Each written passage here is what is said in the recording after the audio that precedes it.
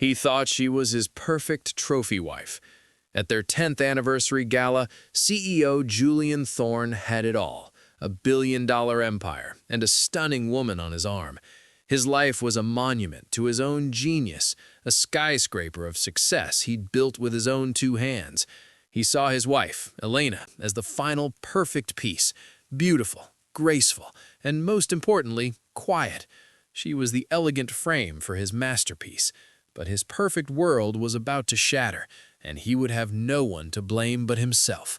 The foundations of his kingdom were rotten, and the architect of its destruction had been sleeping in his bed for a decade.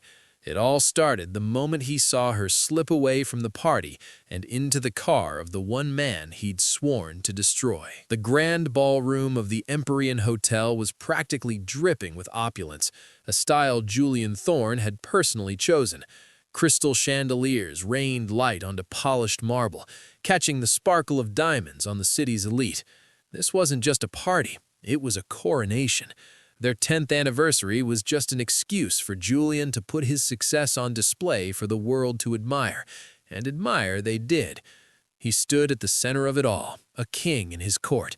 His tuxedo was bespoke, his smile was predatory, and his voice boomed with the confidence of a man who had never truly failed. He was telling a small circle of investors the story of his latest acquisition, a tale he'd told a dozen times, each time with a little more flair. The board was hesitant, of course, Julian said, waving his hand dismissively, his platinum watch glinting. They saw risk, I saw opportunity.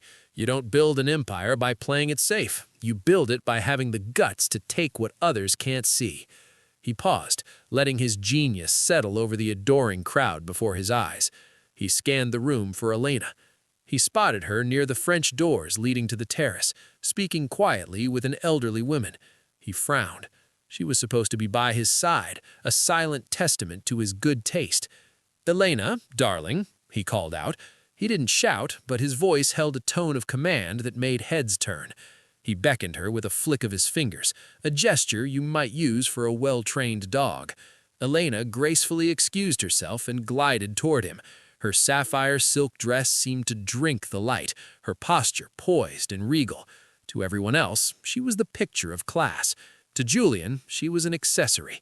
"There you are," he said, draping an arm around her waist and pulling her tight. He didn't look at her, instead turning to the group. "Gentlemen, you've all met my beautiful wife Elena, the secret to my success. She keeps the home front so perfectly managed I never have to worry about a thing." He smiled, but it was a smile of ownership. "Frees me up to focus on what's important, you understand." One of the investors, a man named Marcus, smiled politely. "It's a pleasure, Elena. Julian is a lucky man." Elena offered a small, serene smile. "He tells me that often." Her voice was soft, melodic, and completely empty of the irony hiding just beneath the words.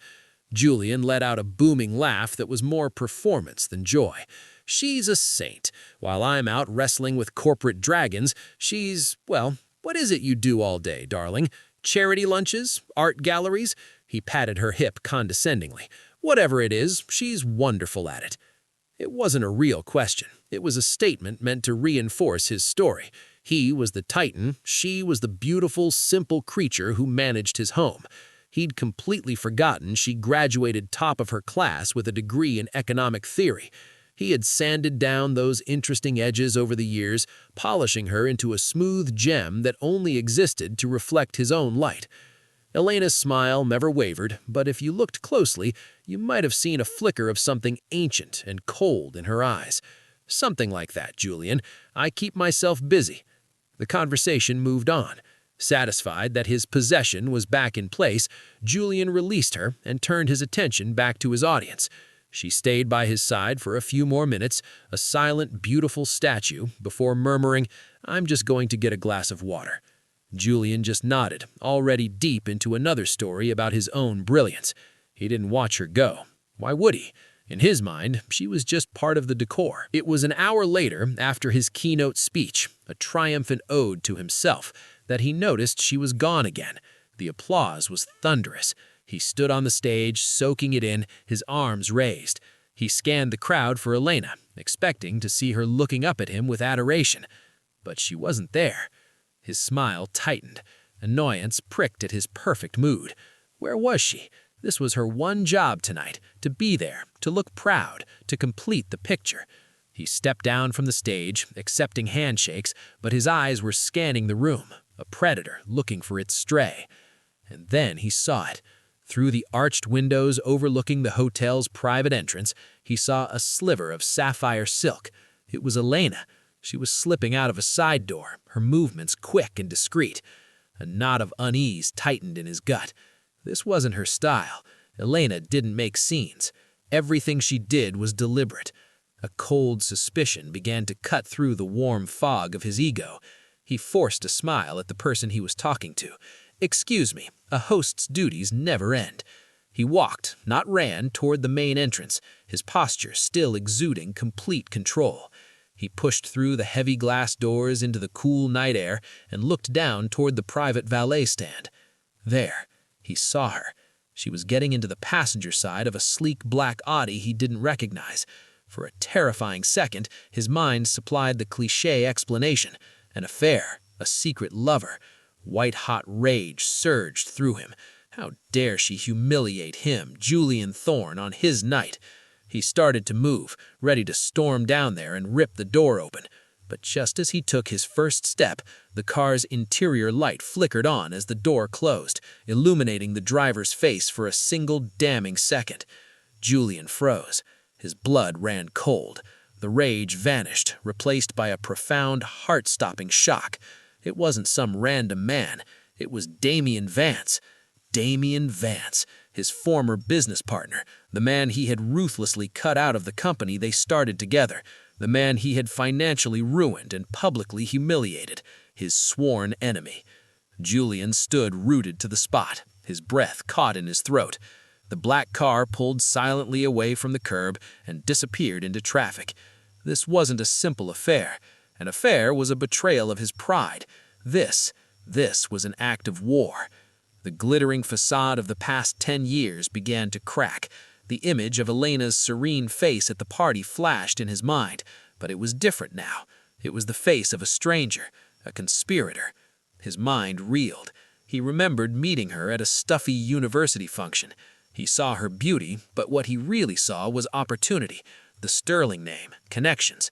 He learned her family had recently suffered a devastating financial blow. They were vulnerable. Her father was a broken man. So he made his move. He didn't offer flowers, he offered a business proposition. He needed the sterling name to secure his initial funding. In return, Elena would give him security and a life of unparalleled luxury. He remembered her in the library, her eyes holding a deep, unreadable sorrow. "I will be your wife, Mr. Thorne," she whispered. "In return, I ask for only one thing beyond the contract, that you always treat me with respect." He had agreed, of course. Respect was a cheap price for an empire. But as the years passed, he'd forgotten that promise. He'd come to see her not as the woman who enabled his rise, but just another one of his acquisitions. And in his colossal arrogance, he never considered that his quiet, perfect trophy wife had a mind of her own. He never imagined that her quiet suffering wasn't suffering at all. It was patience. The drive back to their penthouse was a blur. Julian gripped the steering wheel, his jaw clenched so tight it ached. His mind was a frantic whirlwind of betrayal and fury. Damian Vance, of all people. How? When? He replayed a decade of memories, searching for a clue he might have missed. He saw nothing. Only Elena's placid face, her serene smile, the perfect deception. He rehearsed the confrontation. He'd burst in, throw the accusation in her face, and watch her crumble. There would be tears, denials, then a pathetic groveling confession. He would relish breaking her down until she was a sobbing wreck at his feet. He rode the private elevator up to the penthouse, the silence buzzing with anticipation. The doors slid open. He stormed in, his shoes echoing on the marble floor. "Elena!" he bellowed. He found her in the living area, with its panoramic view of his city. She wasn't wringing her hands or pacing in fear. She was sitting calmly on a white sofa, a cup of tea in her hands. On the floor next to her was a single, perfectly packed suitcase. She looked up, and her expression wasn't fear. It was finality. Her calm composure was like gasoline on the fire of his rage. You seethed, pointing a trembling finger at her. You dare to sit there drinking tea after what you've done? Elena took a slow sip. Hello, Julian. You're home early. Didn't enjoy the end of your party? Her conversational tone sent him over the edge. Don't play dumb with me. I saw you leaving with Damian Vance, he shouted. My enemy. How long have you been having an affair with him? How long have you been making a fool of me? He advanced on her, expecting her to cower. She didn't. She just watched him, her eyes clear and steady. 10 years, she said, her voice as calm as a frozen lake. I've been making a fool of you for 10 years. The bald confession stopped him in his tracks. You admit it? You've been sleeping with him for a decade? A small, sad smile touched her lips. Oh, Julian, so predictable. Your arrogance always blinds you. You see a woman and a man, so you assume it's a cheap affair. Your ego can't imagine any other reason for a woman to defy you. She rose from the sofa. This was never about an affair. I have never been unfaithful to you.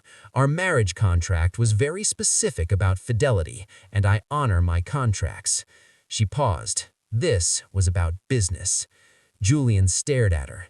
Business? What business could you possibly have with that snake? Our business, Damian and I, have been partners for a long time, long before you and I were married. She walked around the room, trailing her hand over the priceless art, all the things he'd bought to impress the world. You were right about one thing tonight, Julian. I have been busy. Not with charity lunches. I was busy studying you, your company, your deals, your vulnerabilities. Every boast you made at dinner parties, every document you carelessly left on your desk, I collected them all. Julian's mouth drew dry. You're insane. You're a history major who married well. You don't know the first thing about my business. Wrong again, she said, turning to face him, her eyes now glacial. Before your mentor's corporate raid destroyed his career, my father was one of the most brilliant investors of his generation. He taught me more about strategy by the time I was 16 than you've learned in your entire life. He taught me to see the whole board. She gestured toward the glittering city. And the old money you so desperately needed. You thought it was just a name. You never imagined that while my father was publicly ruined, our family's real assets remained untouched and growing. A sickening horror began to creep up Julian's spine. What are you saying? I'm saying, she said, her voice dropping, that while you were building Thorn Industries on debt and risky speculation, I was using my family's quiet wealth to fund your competition. I was the primary silent partner in every single one of Damian Vance's new ventures. Every time he chipped away at your market share, that was me. The money you used to buy this penthouse, a significant portion of it flowed right into the pockets of the man you hate most, because you paid me a generous allowance, and I invested it wisely. The floor dropped out from underneath him. He stumbled back onto the sofa, speechless. His mind had gone completely blank. As if on cue, his phone buzzed violently on the coffee table. It was his CFO, Harold. Elena glanced at the phone. You should probably answer that. Harold is about to have a very bad night. He stared at the phone, then at her. What did you do? He croaked. Tonight was the final move, she explained calmly. While you were giving your speech, Damian was initiating a hostile takeover. The trigger was a vulnerability in your supply chain you mentioned last month, backed by a consortium of investors I helped cultivate, many of whom were smiling at you tonight. They made an offer the board couldn't refuse, especially since I used my family trust to buy a controlling interest in your company's stock over the past 18 months. The vote was unanimous. His tablet lit up. Notice of immediate termination. Below it, another. Network access revoked. My shares, he whispered. They can't. Your shares are worthless. The company is being restructured. Your position as CEO has been eliminated. The board, which I now control, has voted you out, effective immediately. He looked at her, truly looked at her for the first time in a decade.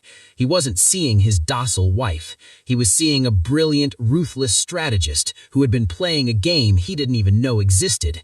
The marriage, he breathed, our whole life, was the centerpiece of the strategy, she finished.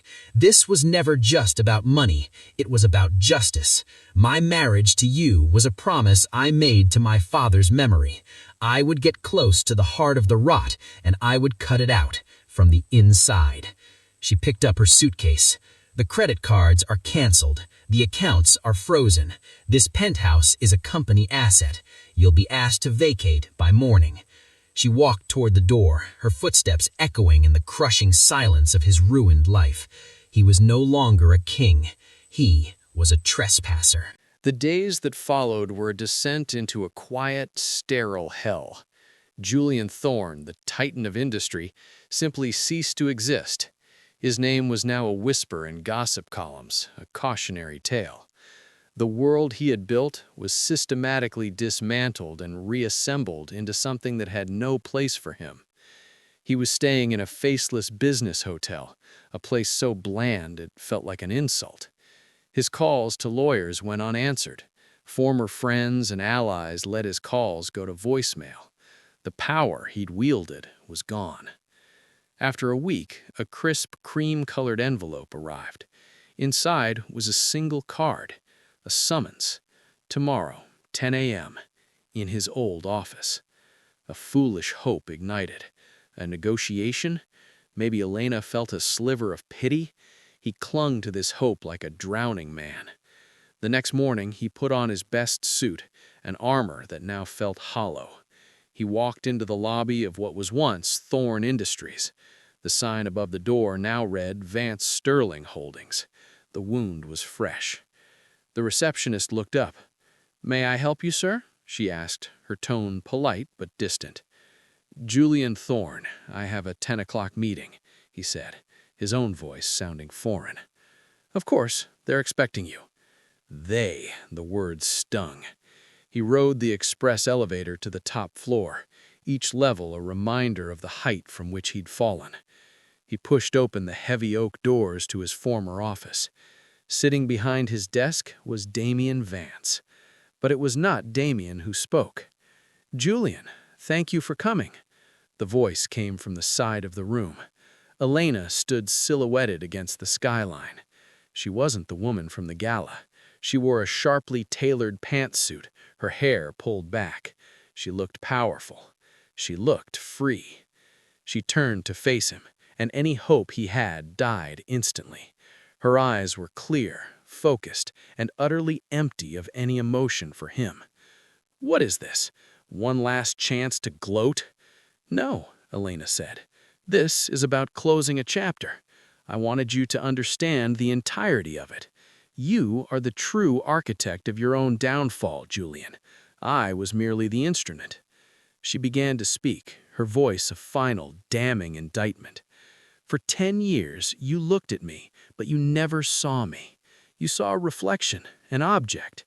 Did you ever in all that time ask me a single question about my own thoughts, my own dreams? Did you ever wonder what I did with my days?" He had no answer. He had never cared. "You dismissed my intelligence," she continued.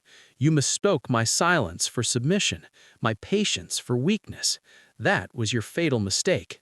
Your arrogance was the gaping vulnerability in your fortress, and I simply used it." He finally found his voice, a pathetic whisper. "Why? Revenge? For your father?" "It started with my father," she admitted, "but it became about me, about the 10 years I spent as a ghost in my own life, being treated as a beautiful, brainless accessory. This wasn't just about taking your company, Julian. It was about reclaiming my own identity, the one you tried so hard to erase." She walked to the desk where a single document lay. "Damien is the new CEO. He has the operational brilliance to run it, but the controlling interest is mine. I am the majority shareholder, the quiet power behind the throne, a position I find suits me." Julian finally broke. The rage and shock were gone, leaving only a hollow emptiness. He looked at her and felt a pang of loss so profound it was a physical ache, not for the wife he thought he had, but for the woman he had never even known. "Elena, I'm sorry," he mumbled. The words were pathetic. For the first time, a flicker of something personal entered her eyes. It was a distant, clinical pity. "I know. You're sorry you lost.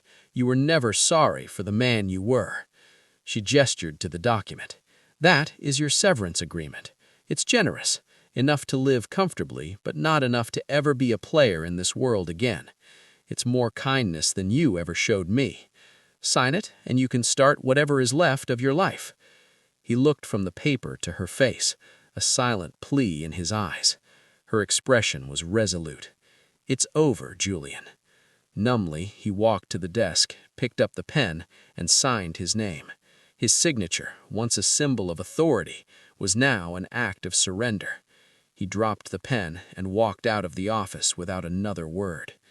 The heavy doors clicked shut behind him, the sound echoing his final, absolute defeat. Inside, Elena watched him go on the security monitor. Then she turned and looked out the window at the sprawling city below. The skyline, once his kingdom, was now hers. She hadn't just taken his empire, she had taken back her name, her mind, and her future. The silence in the room was no longer the oppressive quiet of a trophy wife, but the limitless potential of a queen who had finally taken her throne. What a story of karma. The arrogant CEO thought he had it all, but he forgot the one rule that matters most. Never, ever underestimate the person you take for granted. If you think Julian Thorne got exactly what he deserved, let us know in the comments what you would have done in Elena's shoes. And don't forget to subscribe so you never miss another story of justice being served. So, was this just a story about a corporate takeover? Not even close. It was about the crumbling of an empire built on arrogance. Julian Thorne's biggest liability was never on a balance sheet. It was his own hubris. He saw his wife as a possession, and in doing so, he missed the brilliant woman plotting his demise from right beside him. Elena's victory wasn't just financial. It was a reclamation of her power, her intellect, and her identity. It's a powerful reminder that true strength isn't always loud and boastful. Sometimes it's the quiet, patient force that changes everything. He lost an empire he thought he built, while she gained a future that was rightfully hers all along.